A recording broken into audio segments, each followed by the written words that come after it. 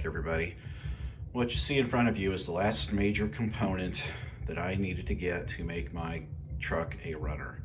This is an Alloy Works 3-row aluminum radiator with shroud and two 12-inch electric fans.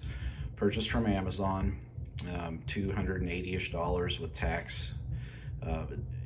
It's kind of like the ubiquitous V8 radiator you can find. This one is supposedly sized to fit in my 91 1500.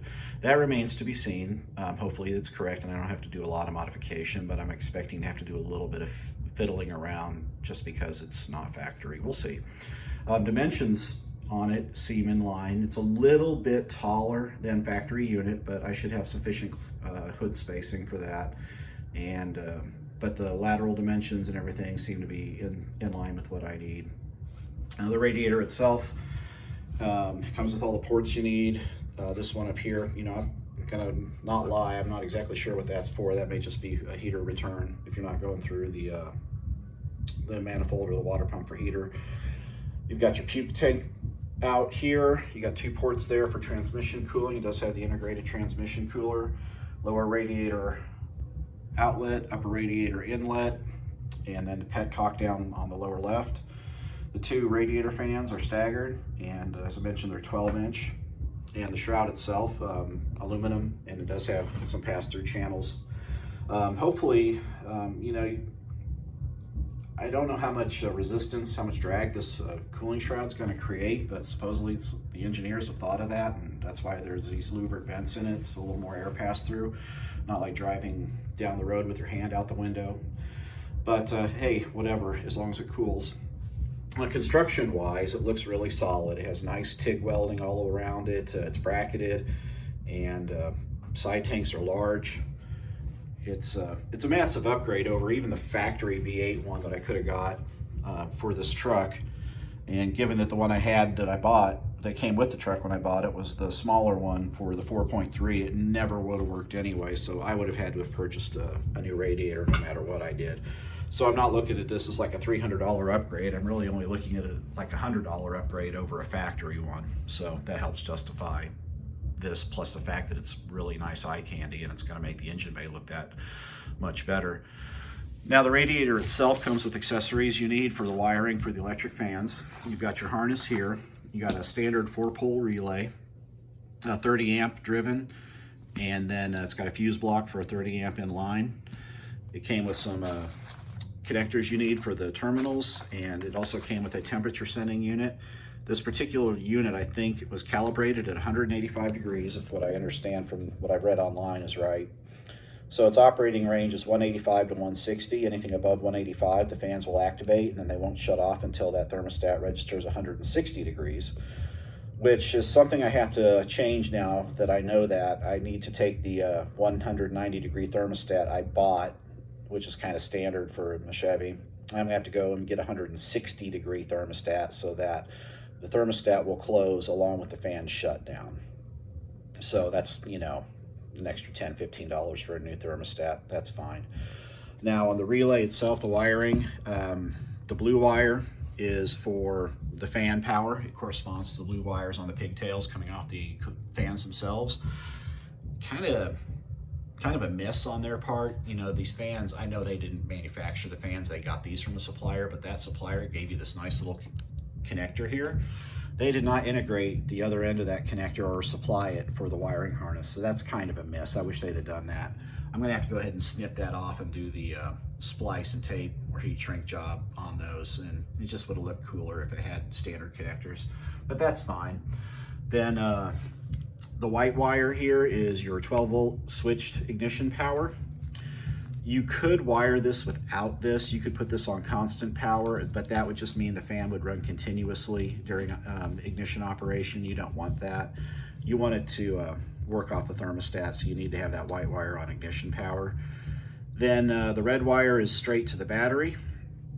And when I mean straight to the battery, either the positive battery post or to the junction block on the firewall, something that has constant 12 volts. The black wire, though, this is the one where you got to be careful. And one of the things I need to mention right now, They don't send you instructions in this kit. There's nothing in the wiring, nothing in the kit that tells you anything about this wiring. And I've discovered, because I did some YouTube searching on it, the black wire you would always think is ground, especially since it comes with a ring terminal for a screw you could put into your, fender, your frame, wherever you wanted to ground to. But it's actually not. Because this is going to be driven off of the temperature sending unit, this ground actually is your sending unit wire. So I'm going to need to cut this ring terminal off and extend the ground wire to the location of the temperature sending unit, which I'm hoping I'm going to be able to put into the cylinder head, not the intake. For one thing, I don't have any space left on the intake. I'm using the intake port, one for the factory temperature sender that runs the gauge, and since that's a 2-pole and not a 1-pole, it won't work with this. And then the other one I am using for the heater outlet to the heater core. So I don't have any more intake ports left for water access. So I'm going to put this in the cylinder head. The Blueprint engine heads that I got, if I remember right, if I looked at them correctly, they have 3/8 inch water jacket access ports in them, so I can just take the plug out of it and put this in one of the cylinder heads directly. And that's the preferred location for your water temperature anyway. I mean, you're gonna get it right from the horse's mouth at the cylinder head, so that's the most accurate. So that'll go in the cylinder head. What else? Well, your connections here, I mentioned it does come with a 30 amp fuse, and there's a fuse block in line here. Just pop your fuse in there. I will need to do some wire extension and looming, but that's fine. So yeah, real excited. Saturday after work, I'm gonna get this over to the truck and get it installed physically. Hopefully get my isolators in and my top brackets in so that it's set. I'm not gonna do much more, not gonna do any of the wiring Saturday. Then Sunday I will tackle all the water hose connections. Sunday, I think I said water hose connections and the electrical for it. And after that, this motor can start and I can let it go through a full rundown, get the timing set, get the idle air circuit set, just make sure everything's nice and happy. Get this thing ready to drive. I did get some other things that I needed. I mentioned in a couple of videos going back a month ago, I couldn't find one torque converter bolt. I couldn't find any at our hardware store, so I broke down and got a new set of torque converter bolts from Summit, so I can get that taken care of. I also got my vacuum lead for my brake booster that I needed. I did not have one of those. I got a full set of these spark plug wire protectors. I had 2 that I purchased for $20 at AutoZone, just to protect the 2 closest spark plug leads to the header while I was doing those temp starts.